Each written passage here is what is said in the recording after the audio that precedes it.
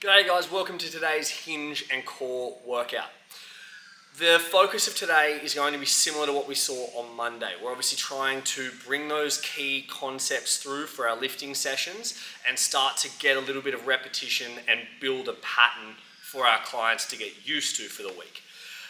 Once we get through the warm-up, which is going to be a 200-meter run or an erg, followed by 10 dead bugs, 10 single leg glute bridges on each side, and then a sumo high pull with one kettlebell for 15 reps. Now, the dead bug is one that you've probably done before. Just make sure that there's a suitable regression for every client in the room. I would encourage that most clients don't need to move their arms. They can simply have their hands underneath their lower back and make sure that they don't overly press their back into their hands, nor should they have their back leave their hands. If either one of those two things happens, we know that the spine is no longer neutral, and what that's doing is then defeating the entire purpose of a dead bug. We want the spine and the core to remain rigid as the legs and potentially the arms as well move out contralaterally. Once we finish that, we will move on to our skills and stamina format.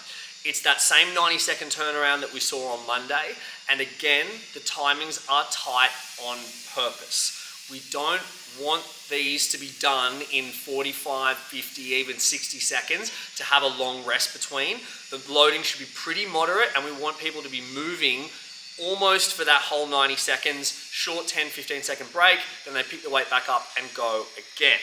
So, we have a single kettlebell complex with a bent over row, a sumo deadlift, and then a sumo high pull with one hand. So they would do that all on the left, and then they would straight away go into the right. The next one is a box jump, step down, and tuck ups. So priming the abs and then getting the hips moving and the heart rate up. Our time cap strength is again 7 minutes to find a tough set of 8 on the deadlift. There's no set tempo. Then we're going to have 2 minutes to strip the bar back down to about 70% of what they just had on it before.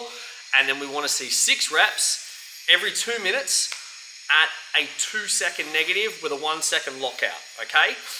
Make sure that this is an opportunity for you as a coach to get around and critique and fix some of the poor form that you saw in their 8 reps, because this is where you get your structured training to carry through to those top-end tempo-less movements. Finally, our tempo trisets. So these are a pretty uniform style that we like to bring in over and over because they just work flat out, and it's something that the bulk of your training should be made up of if you want to see results in muscle and body composition.